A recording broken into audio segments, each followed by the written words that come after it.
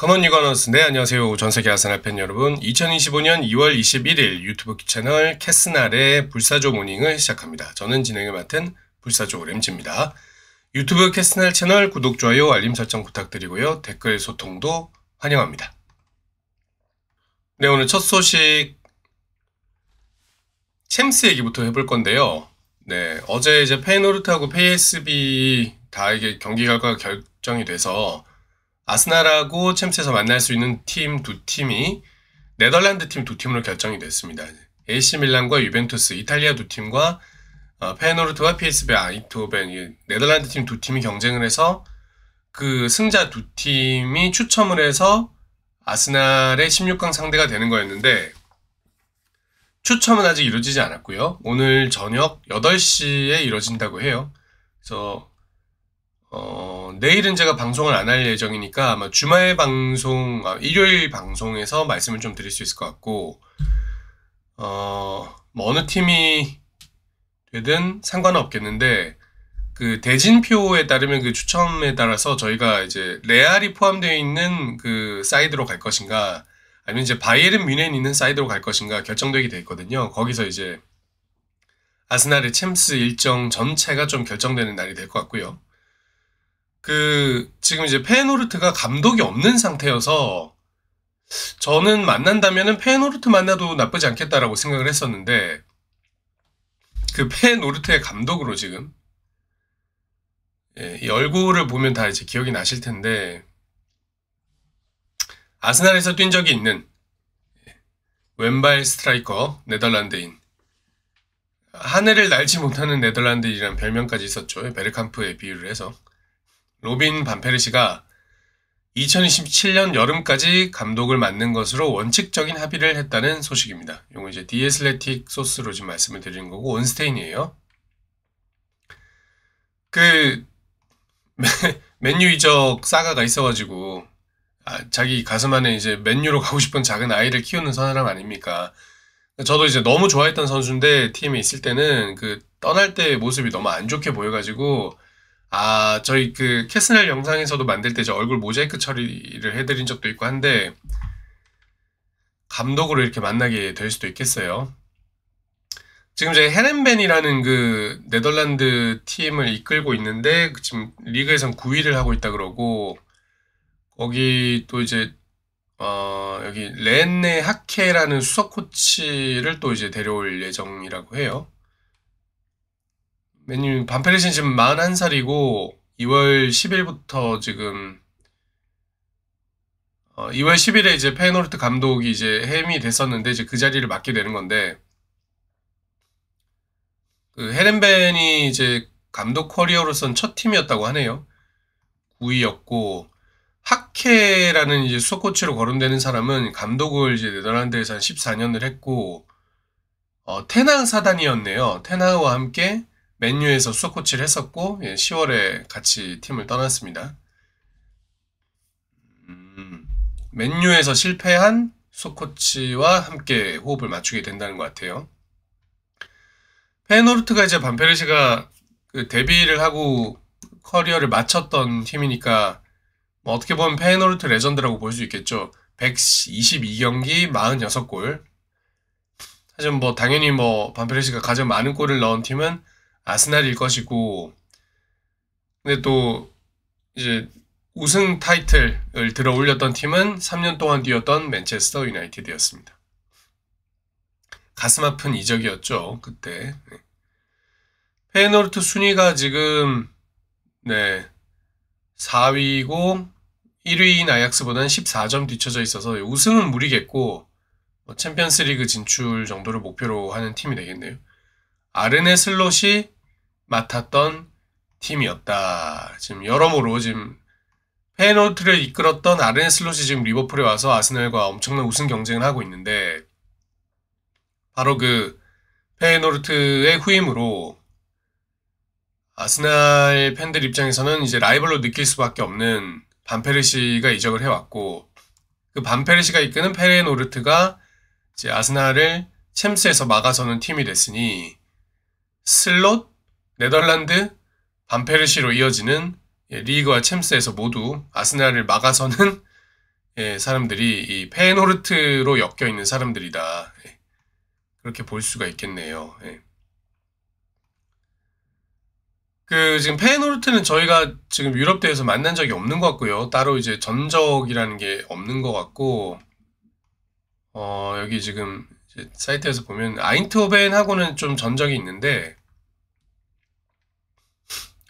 4승 4무 2패네요. 지금 보니까 저희가 2002년, 2004년, 2007년에 만났고 2022년에 저희가 유로파에서 만난 적이 있네요. 그리고 2013년에 챔스에서 만나서 저희가 크게 이겼고 한 번은 비겼고, 막 이제 엄청 기억에 남아있는 팀은 아닌 것 같습니다. 저는. 그래서 지금 이제 어떤 팀이 올라오는 게 좋을까 지금 뭐 생각들 하실 것 같은데, 뭐 유벤투스를 극적으로 꺾고 올라온 PSV이냐, 아니면 밀란을 꺾고 올라와서 이제 반페르시를 감독으로 맡고 있는 아르네 슬롯의 전 팀 페노르트냐, 이런 문제가 되는 것 같은데, 모든 것은 이제 내일 결정이 되겠죠. 저는 지금 뭐 개인적인 생각은 반페르시 만났으면 좋겠다. 재밌을 것 같아요. 지금 이제 팀버 얘기를 해주셨는데, 퀸텐 팀버가 지금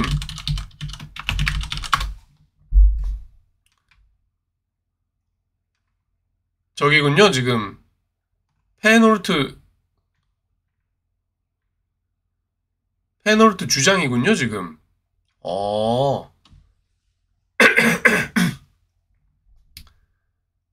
이건 예상을 못했네요. 페노르트가 되면 또 팀버 더비네요. 네. 누리스나님 감사합니다. 네. 그런 내용도 몰랐네요. 네. 여러모로 페노르트가 올라오면 아스날이 좀 얘기거리가 많을 것 같습니다. 그래서 페노르트를 저는 한번 기대해 보도록 하겠습니다. 여러분의 예상은 어떠실지. 지금 저기 챔스 우승 확률이 떴는데, 물론 뭐 다들 아시겠지만 확률 같은 거는 그냥 되게 너무 통계적인 거라서 특별히 뭐 의미는 없다는 거 아실 텐데, 우승 순위를 이렇게 뭐 옵타에서 뽑아봤는데 1위가 지금 리버풀 20.2%, 2위가 아스날이에요. 16.8%로 챔스 우승 가능성이 두 번째로 높은 팀이다. 여기서도 우리가 지금 리버풀과 1, 2위를 다투고 있다.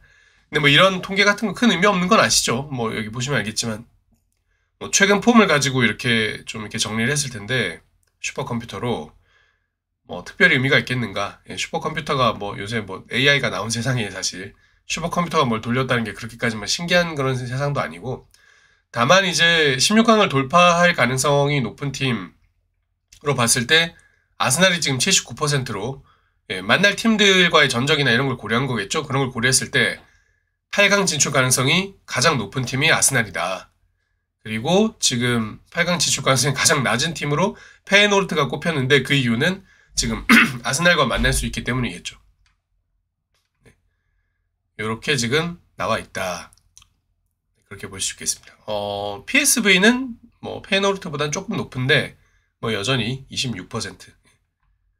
높지 않다. 여러 가지로 아스날이 16강에서 누구를 만나든 진출 가능성이 상당히 높게 보고 있고, 특히 우승에 도전할 수 있는 팀으로 슈퍼컴퓨터는 예측하고 있다. 이런 말씀을 드리겠습니다.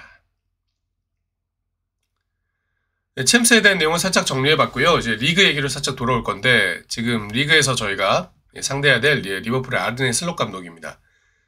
뭐 다들 아시겠지만 지금 최근에 아스톤 빌라가 되게 한 건 해줘서 저희가 승점 차를 좁힐 수 있는 기회를 얻었는데,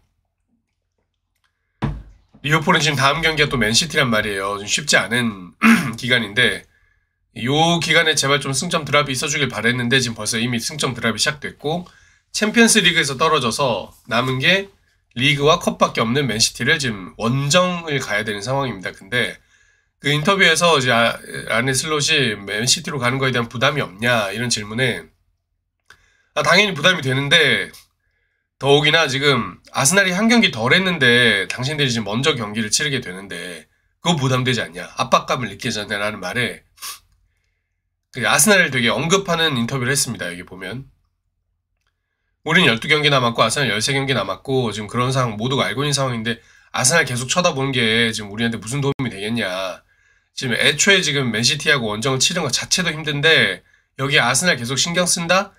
더더욱이나 신경을 꺼야 된다, 우리는. 지금 이런 얘기를 지금 하고 있어요.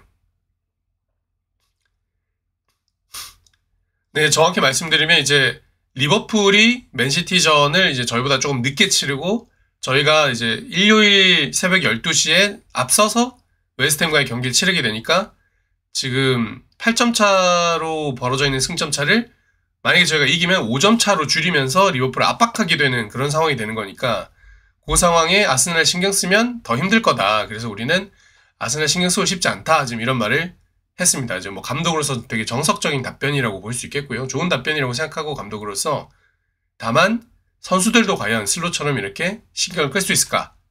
저는 쉽지 않을 것이다. 그래서 우리의 리버풀 추격은 이제 시작됐다라고 볼 수 있겠습니다. 지금 이제 리버풀이 왜 이런 압박감을 자꾸 느끼는 거냐면 이렇게 질문이 자꾸 들어오고 하니까 이렇게 답변이 나오는 걸 텐데 이게 지금 이제 아스톤 빌라전을 치르기 전에 이 지난 리그 15경기 성적이에요. 10승 5무, 골 득실 23개로 아스날과 리버풀이 완전히 동일을 이루고 있거든요, 지금. 저희가 초반에 되게 어려웠잖아요. 외대으로도 막 부상당하고 막 그랬었는데, 그 후반기 저희가 되게 그 어려웠던 기억들을 많이 가지고 계실 텐데, 컵대회도 막 떨어지고, 막 그래서 안 좋은 기억이 있으실 텐데, 의외로 리버풀과 삐까삐까한 성적을 지금 거두고 있다. 지금 이런 상황에서 지금 리버풀이 비긴 거거든요. 여기 지금 16경기에 무승부가 지금 추가된 상황이에요. 그래서 저희는 지금 계속 이기고 있고 그런 의미에서 지금 저희가 전적을 따라잡고 있는 중인 거고 막상 막하의 대결이 펼쳐지고 있는 거고 정말 이것이 이제 또 되게 즐거운 통계 중에 하나인데 2025년 성적입니다. 1월 1일 이후에 아스날은 7경기에서 지금 벌써 승점 17점을 획득했고 리버풀은 8경기에서 16점을 획득했다. 그러니까 저희가 한 경기 더 하면서 20점이 된다면은 올해는 저희가 4점을 앞서게 되는 거죠. 그러니까 뒤로 갈수록 지금 아스날은 오히려 뒷심을 발휘하고 있고 리버풀은 초반에는 되게 좋은 기세를 보였지만 뒤로 갈수록 조금씩 내려오고 있는 상태다. 그래서 이제 모멘텀으로 봤을 때는 저희가 나쁘지 않은 상황이다. 지금 이런 말을 지금 통계적으로 보여주고 있는 거예요. 이런 여러 가지 요소들이 지금 리버풀로 하여금 압박감을 느끼게 하고 후반부에 더 미끄러지게 하는 결과로 나갈 수도 있다. 그리고 저희는 지금 뭐 부상을 뭐 다 겪고 있고 돌아올 선수들을 기대하고 있는 건데 리버풀 선수들은 지금 피로가 계속 누적되고 있다는 점, 이런 점을 좀 아스날 입장에서 희망적으로 짚을 수 있겠습니다. 요거 이제 미러 기사가 올라왔고, 이 기사를 쓴 이유는 사실 그 토미야스 부상 소식을 전하면서 존 크로스 기자가 조금 더 추가로 정리한 내용인 것 같았는데, 체프 풋볼 라이터의 미러에 제일 잘 쓰는 분 중에 한 명이죠. 예. 이게 근데, 장기적으로 어떻게 이적 시장에 영향을 줄 것인가, 뭐, 이런 식의 파생되는 얘기를 적었기 때문에 이게 의미가 있는 거거든요.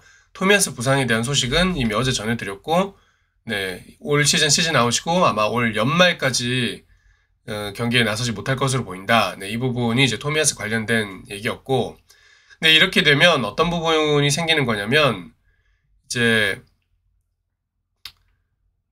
지금 아스날이 어제 이제 재무제표가 발표됐는데 되게 이득도 커졌지만 손실도 여전히 발생하고 있다는 얘기를 이제 전달 드린 거잖아요. 이게 역대급으로 이제 챔스 진출하면서 돈을 많이 벌었지만 여전히 이제 한 1,800만 파운드 정도 손실이 발생하고 있는 상황인데 이 손실이 제일 많이 발생한 부분 중에 하나가 이제 선수들의 연봉 지출이 2억 3천만 파운드에서 3억 2천만 파운드로 크게 늘면서 40% 증가하면서 이 부분이 이제 클럽 재정에 이제 상당한 이제 부담을 주고 있는 건데 물론 아스날이 돈을 못 쓴다는 건 아니에요. 다만 그렇지만 이제 앞으로 더 많은 선수 지출을 하려면 좀 이런 수지를 좀 계산시켜야 되는 부분이 있는데 그러려면은 이제 주급 지출 규모를 줄여야 된단 말이죠. 그럼 이제 좀 안 쓰고 다른 포지션으로 업그레이드 할 때 이제 팔아야 되는 선수들을 정리를 좀 해야 되는데 지금 아스날이 아마 넘버원 타겟으로 보고 있었던 선수가 제주스와 토미야스였을 것이다. 이제 이게 존 크로스의 지적이에요. 제주스도 지금 상당히 높은 주급을 받고 있고, 두 선수를 정리하면서 이제 재정도 좀 비우고 새로 들어올 선수들을 위한 공간을 확보를 해야 되는데, 이제 높은 확률로 이 두 선수를 팔 수 없게 될 것으로 보이니 원래 제주스도 못 팔게 됐는데 토미야스까지 못 파는 목록에 추가되면서 이제 아스날의 계획에 좀 차질이 생길 수 있다. 뭐 이런 걱정을 하는 거죠. 예. 그러면서 이제 지난 여름에 아스날이 좀 생각보다 돈을 많이 못 썼는데 선수들 팔면서도 한 추가적으로 2천만 파운드 정도밖에 돈을 쓰지 못했는데 그 전해 1억 5천만 파운드를 쓴 거에 비하면 되게 적은 지출이었고 그 영향이 이런 주급 규모가 늘고 있는 것도 있었다는 거죠. 근데 지금 이미 수비맨디가 들어올 예정이고 뭐 세슈코를 넘버원 타겟으로 노리고 있다고 치면 이제 그 조금 선수를 비워야 되는데 비우지 못하고 있다. 그렇다면 이제 다른 선수들을 팔아야 될 가능성도 생긴다. 뭐 이런 맥락으로 좀 이해를 하시면 되겠고요. 또 이 기사에서 좀 재미있게 짚을 만한 부분 중 하나는 뭐냐면 지금 대부분의 기사에서는 뉴캐슬의 알렉산더 이삭을 아스날의 넘버원 스트라이커 타겟으로 쓰고 있는 데가 많은데 이 공실력이 비교적 높은 편이었던 존 크로스 기자가 라이프치히의 벤자민 세슈코가 넘버원 타겟이다라고 짚어서 기사를 쓰고 있어요. 이 부분이 이제 좀 재밌는 포인트로 이제 아스날 커뮤니티에도 올라왔던 것 같고 저도 상당히 재밌는 포인트라고 생각합니다. 존 크로스는 이렇게 보고 있다. 요거랑 같이 좀 어떤 기사를 연동해서 보면 좋냐면 이것도 미러 기사예요. 그냥 같은 언론사의 기사가 쓴 거고 이 사람은 이제 네이선 리들리라는 기자예요. 저는 이제 이 기자 이름은 처음 보는데 시니어 스포츠 리포터다. 그러니까 이제 뭐 한 10년 이상 일했던 기자라는 뜻이겠죠. 이건 뭐냐면 뉴캐슬이 아스날의 목표인 알렉산더 이삭에게 1억 5천만 파운드의 가격표를 붙였다라는 내용이에요.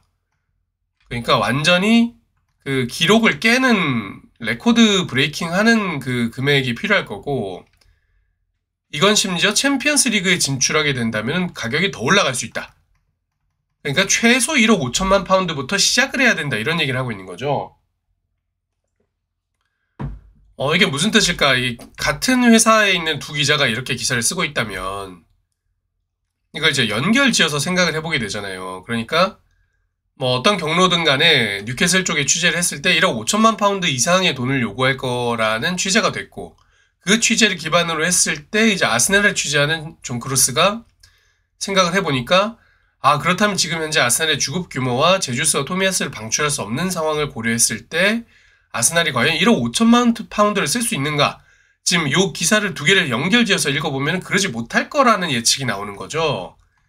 그렇다면 약 한 6천만 파운드에서 7천만 파운드 정도로 지금 쇼부가 날 걸로 보이는 세슈코 쪽이 넘버원 타겟이 아니겠는가? 라는 쪽으로 이제 취재를 이어간 게 아닌가 쉽게 생각이 되는 기사들이었습니다. 같은 미러지의 기자 두 명이 지금 하루 간격으로 이런 기사들을 나란히 썼기 때문에 내부적으로 이 정보가 공유됐다면 이제 그런 맥락이 생겨나는 게 아닌가. 이렇게 볼 수 있지 않을까 하는 말씀입니다. 뭐 추가적인 내용들이 앞으로 계속 나올 테니까요. 좀 흥미롭게 지켜보시면 좋겠고 또 다른 이적 소식 하나 추가해서 말씀드리면 지금 아스날과 이나키 카네아 코치가 계속해서 이제 지난 여름부터 쫓고 있는 에스파뇰의 골키퍼 조안 가르시아죠.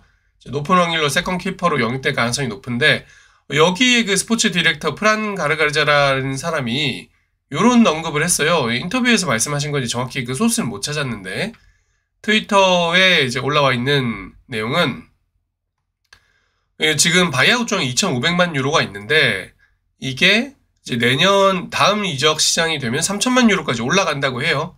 그 기간에 따라서 금액이 달라지는 것 같아요. 근데 그게 이제 다음 이적 시장 후반기다라고 하면 이제 7월, 8월 뭐 이때부터 이제 그 계약 조건이 바뀐다는 뜻일 거 아니에요. 그때는 가격이 올라가는데 6월 14일에 이번 시즌이 종료되고 나서 아직 겨울 이적 시장이 그 여름 이적 시장이 열리지 않았을 때 릴리즈 조항이 아닌 뭐 추가 금액 이런 거 옵션 이런 거 다 붙여가지고 거기에 준하는 금액을 제시한다면 에스파뇰은 거부하지 않을 것이다.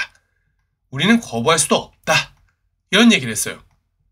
그러니까 3천만 유로까지 가격이 올라가기 전에 아스날이 2,500만 유로를 옵션까지 붙여가지고 가격 맞춰서 갖고 오면 우리는 팔겠다라는 얘기를 한 거예요. 이런 얘기 되게 뜻밖이죠.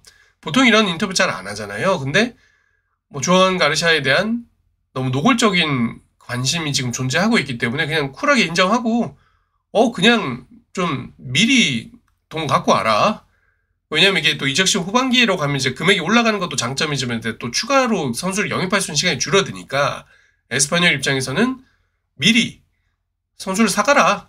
이렇게 아스날한테 문을 열어주는 지금 인터뷰를 한 거예요. 지금 이렇다면 아마도 이번 시즌 끝나고 나서 아스날이 곧바로 영입에 달려들 가능성이 높고, 그렇게 되면 이적 시장 첫 영입은 조안 가르시아 세컨 키퍼가 될 가능성이 높아 보인다. 근데 뭐 뒤에 이제 이런 말을 붙였는데 뭐 800만 유로 들고 온다면 100% 나쁜 거겠죠. 이런 말을 했는데 이거는 뭐 턱도 안 되는 가격으로 제시하진 마라. 2,500만 유로 근처로 좀 맞춰줘라. 뭐 이런 얘기를 한 걸로 해석하면 되겠습니다.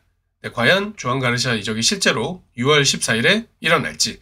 6월 14일이라는 구체적인 날짜를 얘기했다는 건 제 생각에는 뭐 시즌이 끝나고 대충 좀 후반 정리하고 이적 시장이 처음으로 작업에 들어갈 수 있는 날짜를 얘기한 걸 수도 있고, 아니면 6월 14일 이후에 한 며칠 내로 이 가격이 3천만 유로로 올라가기 때문에 그 기준을 살짝 알려준 걸 수도 있겠죠.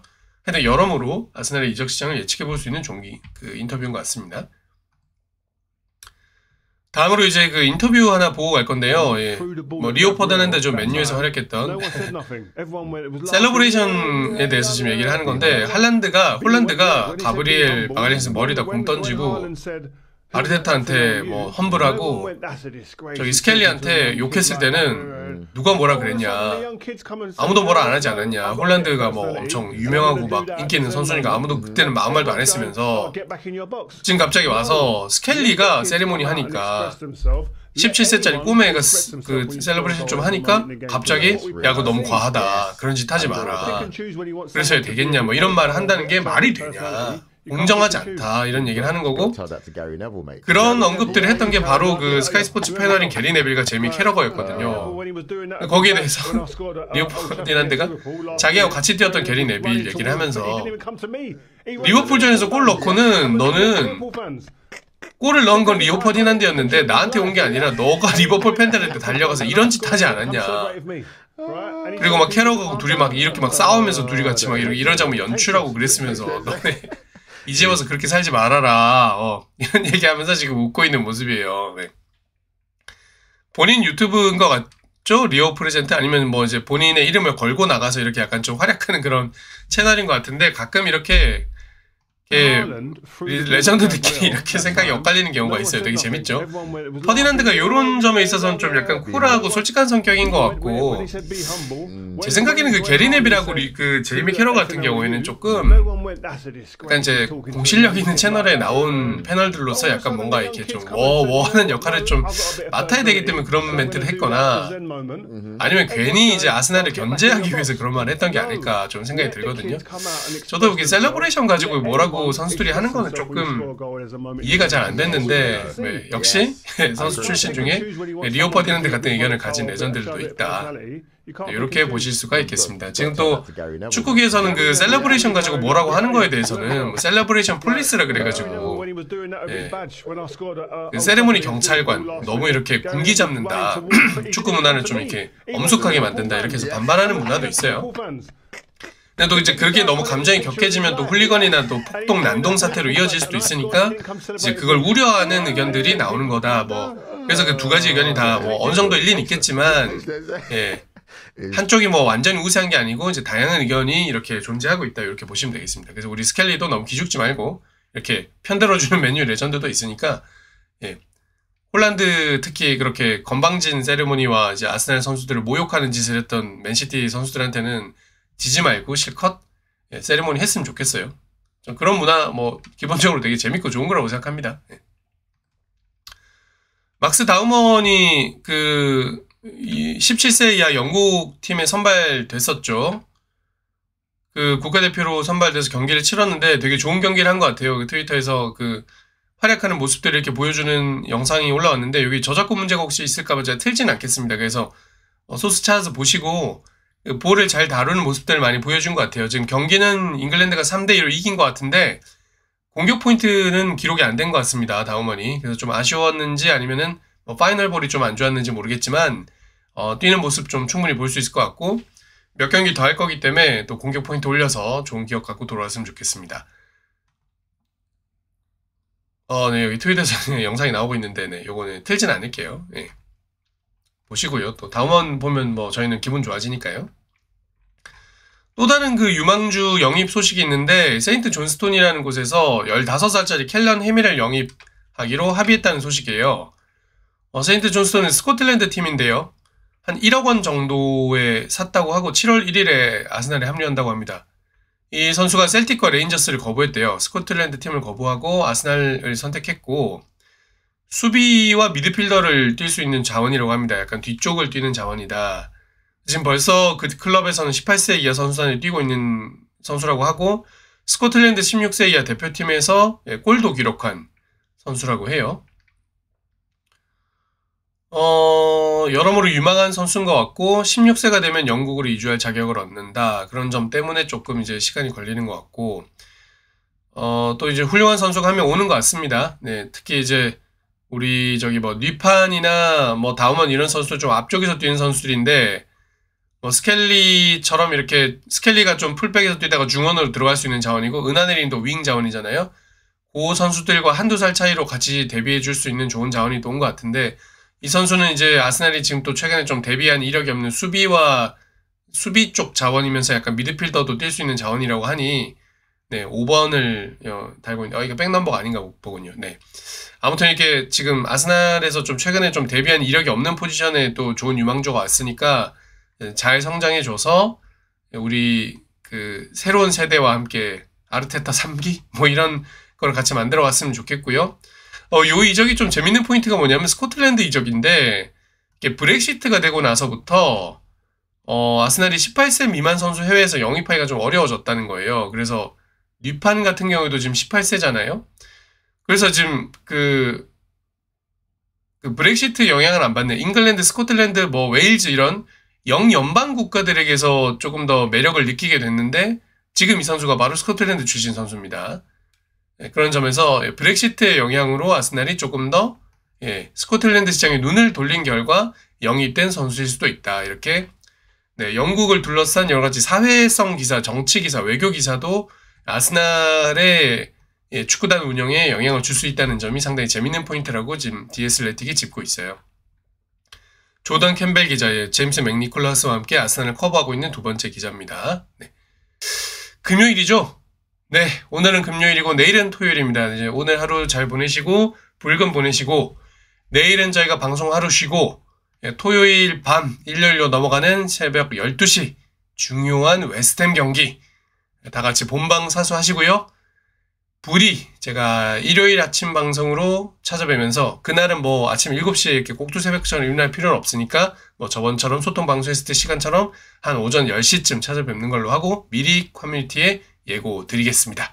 즐거운 소식으로 찾아뵙게 되기를 빌면서 오늘 금요일 즐겁게 보내십시오. 전 여기서 인사드리겠습니다. 유튜브 캐스날 채널 구독, 좋아요, 알림 설정 부탁드리고요. 저는 내일 일요일 다시 찾아뵙겠습니다. Come on, you gunners. 즐거운 하루 되십시오.